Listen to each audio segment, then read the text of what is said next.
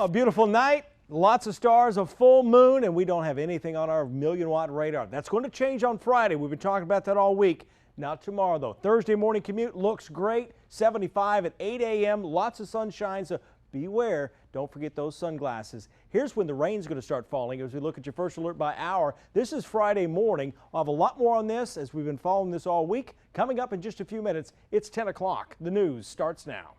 Your first alert at 10. Tonight, some of your children's teachers are fighting to get paid for required training. We're dedicated and we deserve to be treated like professionals. Also, we cannot overlook for the safety of our children, your own biases when it comes to church and state. A push to change Alabama law some say will protect your kids in daycare. Plus amazing images of the school bus heading into floodwaters.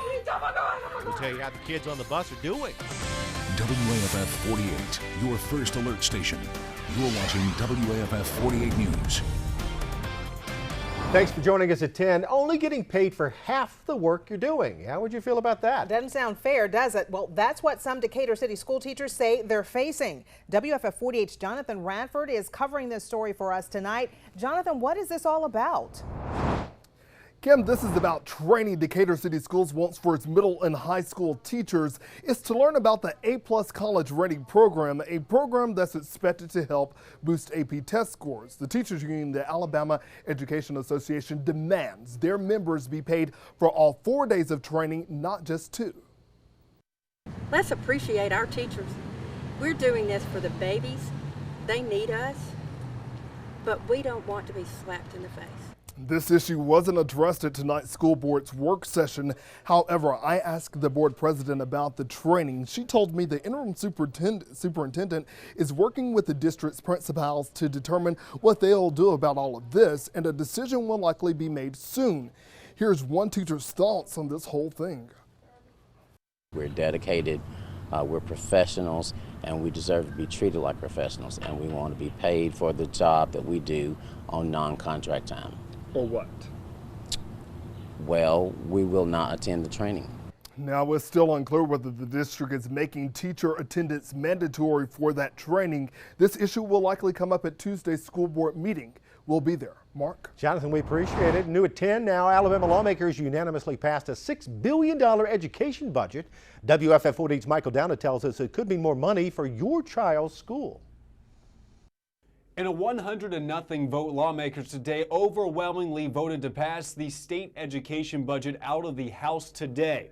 Now, the $6.4 billion budget is modestly bigger than just last year and will provide money for more than 150 teachers in grades 4 through 6. Now, the budget also provides additional funds for things like pre-K and foundation funding for things like textbooks and more. Now, the one place where money may be lacking a little bit is four-year universities, which saw level funding. But the budget chairman says the vote shows just how positive this budget was. We've worked on this proposal for months and months and months, and to culminate with a unanimous vote, I'm very proud of. And I think, quite frankly, and the most important thing to me is I think it validates that we hit the right priorities and the right needs. With this bill passing out of the House, it will now move on to the Senate, where Representative Bill Poole expects it to go to a conference committee so the two chambers can work out the differences between their two education budgets. Reporting from Montgomery, I'm Michael Downer for WAFF 48 News. Today, Alabama Governor Kay Ivey signed a bill that allows faith-based adoption organizations to refuse to place children with gay parents or other households because of their religious beliefs. Ivey says this will protect the ability of religious agencies to place vulnerable children in a permanent home. Opponents call it discrimination. It's something proponents say could help protect your kids, requiring yearly inspections of faith-based agencies in Alabama. Well, today, an Alabama Senate committee approved a bill mandating that for any center that takes government money. This came about after 86 children got sick at 2 religious daycare centers in Montgomery last year. Some are concerned about government overreach. Parents who support it say it's a safety issue. There's already church daycares in the state of Alabama that are regulated, that self-report to DHR. If it's good for them, what's the problem with the ones that it's not? Now, right now, Alabama law exempts faith-based daycares from state licensure and regulations like child-to-worker ratios. Possible reforms for the payday loan industry could shake up how you borrow. There are two separate bills working their way through the Alabama Capitol now. The Senate version creates an installment option over 3 months if you can't pay off the loan in 1 month. The House version stops people from taking out an additional loan for 48 hours. Opponents fear these laws are going to shut down payday loan lenders. Reform advocates say changes are needed because those sky-high interest rates, along with staggering debt, hurt families who use the services. An alert for you, if you got an email with a link to a Google Doc today, it's a scheme to steal your information. That email actually looks like it's from a trusted source, but if you click that link and enter your information, the crooks get access to your email accounts and contacts. Google says they've stopped that blitz. Now, if you've clicked that link and entered your information, you need to go to your Google account permissions to deny access. Don't know how to do that? We're going to show you what you need to do in the digital version of this story on WFF.com and the WFF 48 News app.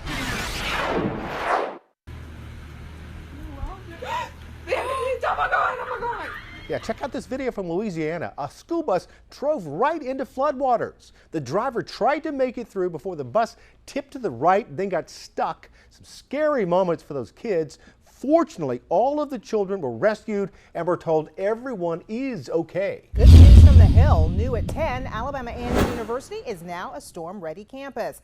The university had to meet several requirements before getting that designation from the National Weather Service. Among them, creating a formal hazardous weather plan, and they'll have storm spotter classes as well. The university will be recognized during a ceremony Wednesday. A&M is one of 60 sites in the state certified storm-ready. New at 10, possible breakthrough efforts to reform the health care law. What a new amendment might mean to you and your family. You might be scrolling through it right now. I bet you are. New tonight, a big milestone for Facebook, but the social media giant might be showing some signs of wear. And Brad has been telling you about the threat of severe storms tomorrow. He's looking at that latest information. He'll have his forecast and the timing for you so you can plan ahead.